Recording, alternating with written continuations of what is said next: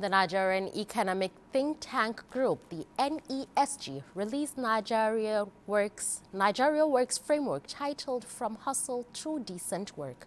That's a wake-up call projecting that Nigeria needs an outstanding 4.5 million formal jobs every year to keep up with the country's surging youth population. The NESG in this report offers a six-pillar strategy essentially focused on making Nigeria smarter, more productive, and job-rich. It touches on everything from fixing skills and infrastructure to formalizing the massive informal economy. To talk about the issues, we have joining us virtually from Lagos, a senior economist at the NESG, Mr. Wilson Erumebo. Hello, Mr. Erumebo. Good morning. Good to have you on Business Express. Good to be here. I read the whole of the report. It's really wholesome, so I would want you to break it down to us. Give us a summary of the report titled From Hustle to Decent Work. Yes, thank you. So basically, what we did was to just look at the state of jobs in Nigeria and just to analyze the state of the labor market in a broad term. And what we examined, so we looked at data from the National Bureau of Statistics, and also we spoke to key stakeholders who employ labor in the country. And some of the shocking findings were that many Nigerians, work in the informal economy. If you look at the data from the NBS, over 90% of workers are in informal jobs. And then if you go further, you would see that very few Nigerians earn wages. Just 15% of Nigerian workers earn wages. So basically, people live, just trying to, hustle and trying to make ends meet, by doing some petty trading and many other subsistence agriculture and many other low productive services. And I think one also important finding is that many Nigerians are overworked. So if you look at the data, typically it's usually benchmarked by 40 hours a week, but many Nigerians, almost 46% of Nigerians work more than 48 hours a week.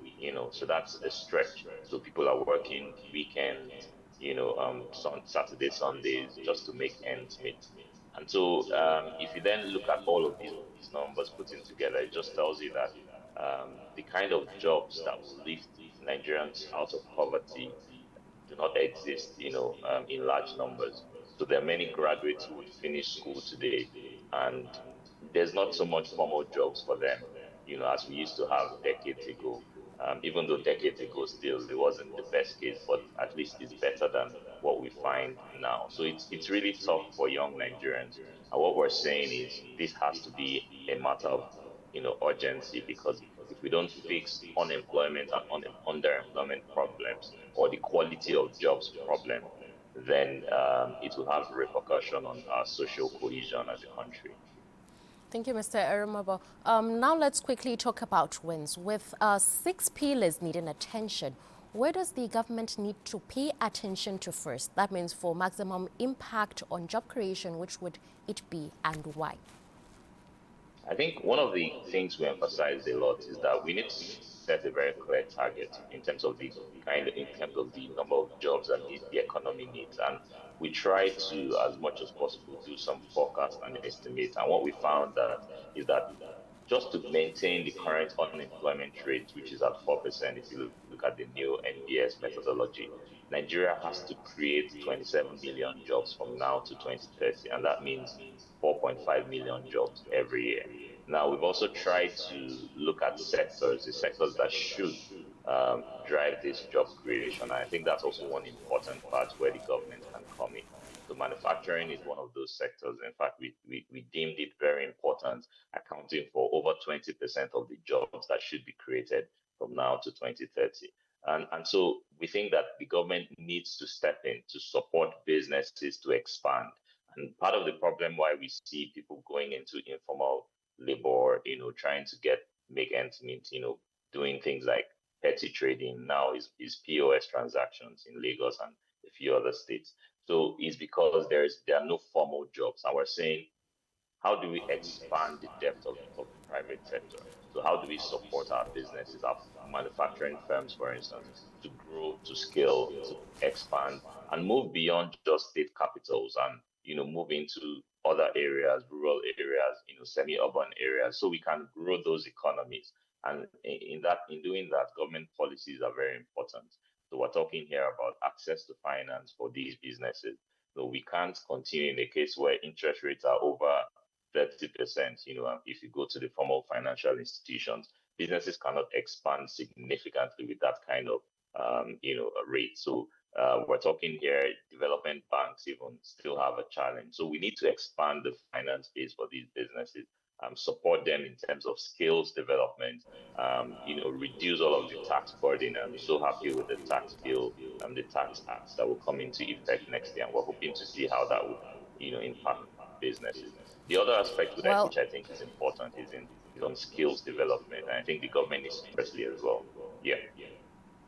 Mr. Erumebo, you talked about skills, you talked about access to capital.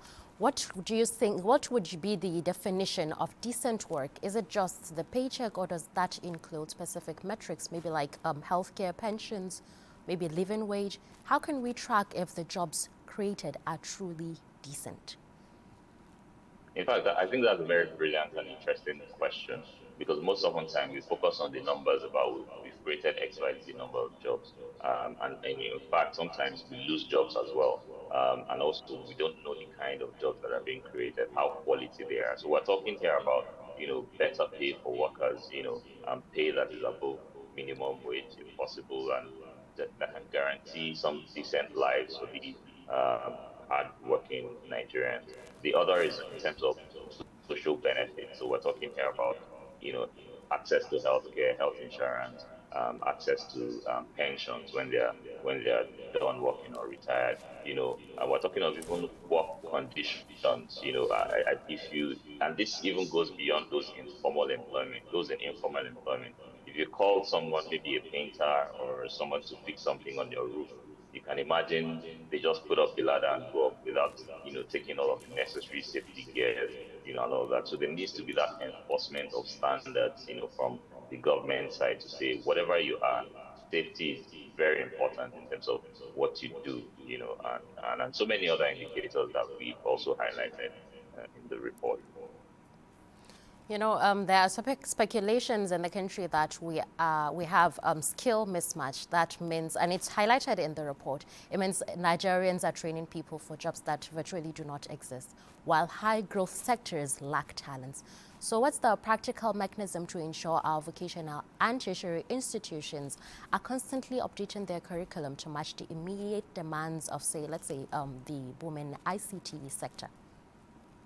Yeah, the first thing to do there is to engage with the private sector. Many often times we develop and design these programs thinking that when these graduates go through them, there are jobs waiting for them, which is usually not the case. And then, in fact, when you speak to employers, which we did during the report writing phase, they said, look, we need these skills. When these guys come out of these programs, go through these programs, they don't usually match. So why don't we sit with the private sector and say, look, what are the XYZ skills that you need? If you need people in this to have these certain competencies, how can we design the program in such a way that meets your need?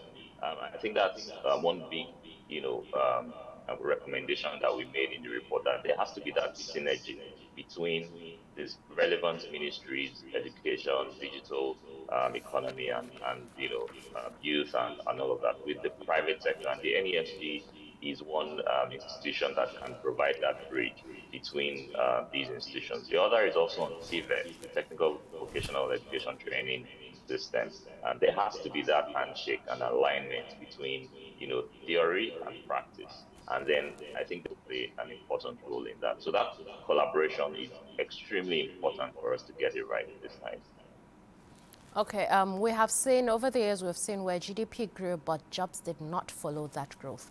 What is that specific policy intervention that can ensure growth in a sector like manufacturing, financial services, directly translating into mass quality employment instead of just benefiting a few? Yeah, thank you. Very important question too, because we looked at the numbers and saw that in 2023, just about 5%, the top fastest growing sectors in Nigeria, finance, and telecoms, and the likes contribute only 1.5% of total employment. So you have a case where GDP is growing. Just now, we announced the 3.98% GDP growth in the second quarter of this year, in the third quarter, and we're seeing that, how much of that is impacting on the quality on jobs and even the quality of jobs. So what we're saying is, look, the sectors that drive GDP growth, we're talking here manufacturing and the likes, that should drive GDP growth, that are important in terms of exports, in terms of import substitution, or producing some of those raw materials that we import heavily, which we have in abundance anyway. Those sectors are crucial. And those sectors also should employ more people, and the attention has to be on those sectors. And like I mentioned earlier, manufacturing is one of them. I think for manufacturing specifically, what we need right now is an industrial policy that speaks to the needs of these businesses. So what we need to support them, we need to enable them to grow and scale, because without manufacturing, I'm sorry, services, I think it's good, it's important, but without manufacturing, we will continue to struggle with issues of productivity. We will keep just being an importing nation and produce very few goods, particularly those goods that we need. And so that sector is crucial, it's important, and we need an industrial policy to support players within the sector. Just recently, we're talking here about the missing middle, where 91% of firms in manufacturing firms operate at the subsistence level. They're very small. Some of the few big firms that exist, they need inputs, whether it's cassava, industrial starch, and many other inputs. They just can't get them because nobody is producing them at scale in some cases. And in a few cases, just one or two producers exist for some of these products. So there's a space there that I think industrial policy, government policy need to step in to see how we can start producing some of those products. And so that's critical and important going forward. Thank you very much, Mr. Wilson Erumebo. Thank you for breaking down the report for us so simply. Yeah, thank you so much. You have a good day. Thank you. We'll move on to let you know that